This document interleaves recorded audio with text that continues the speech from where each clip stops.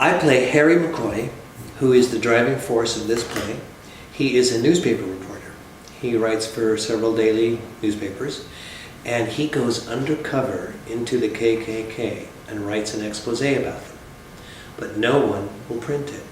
Bob receives a manuscript from an old war buddy who's infiltrated the Ku Klux Klan as essentially an undercover reporter, but can't really get any traction either with the authorities or the press. So he suggests that Bob incorporate a storyline into the Superman radio show, of which he's the producer, that will have Superman fighting the Ku Klux Klan as an enemy. Veronica is married to Bob Van Meer, who is the producer of this Superman radio show.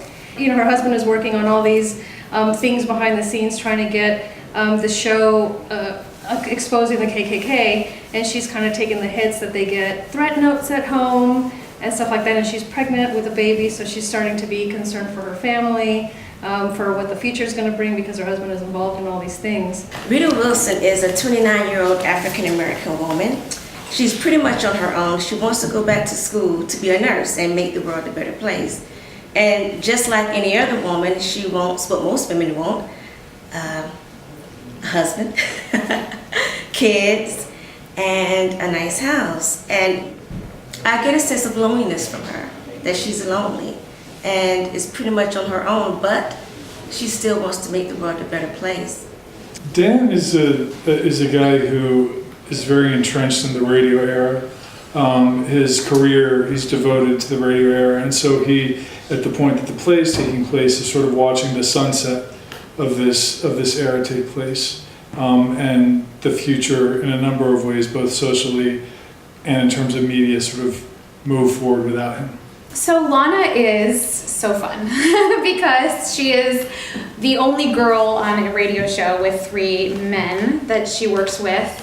And she's kind of a girly guy, and I like that because that's kind of how I am. Ben Abrams, interesting character. He's an actor. He's Jewish and was sort of slighted, when he was originally asked to join the cast of the Superman radio show. I'm playing Smitty, one of the radio players. I have the great pleasure of doing 7 different voices, inflections, and accents. I'm enjoying it immensely. I'm Scott Seifert. I play Joe Miller, who is the voice of Superman, the announcer, and Clark Kent. He starts out the most sarcastic, hardest working voice actor in Hollywood, or New York in this case, and he ends up sort of putting all his chips in to do something that he believes in with his Superman show. It's an exciting new play, and it's based on true events. So when you enter the play and go into that world, and you think, oh, this is a great story. And then you sit back and think, this is based on true events. This actually happened.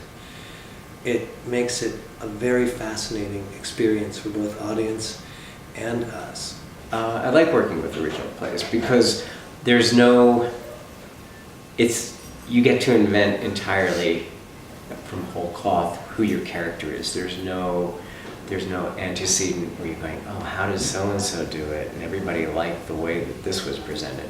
So I enjoy that. I was at my local Starbucks, and my general conversation with the barista says, what's going on in your day? And I tell him, well, I'm going to do my play today. And he says, well, what's your play? And I tell him, he's immediately drawn to the subject matter. He wants a flyer. He wants my business card. He wants to go. So I'm excited about this play.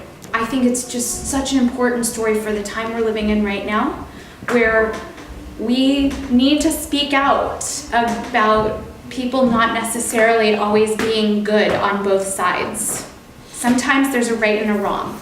I love the idea that, showing people that when you speak out against hate and bigotry and things that are awful, that it can change the world. It can make things a lot better, and I feel like we're going through that a lot today in our world and our political climate. I think the message in this show is don't just share your voice because you can.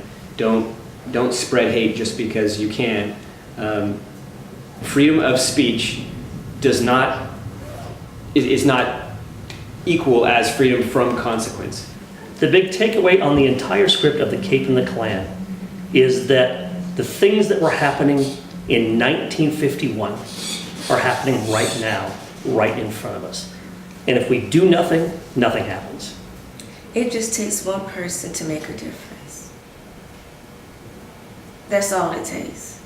It takes one brave soul to make a difference. For the better, for the world.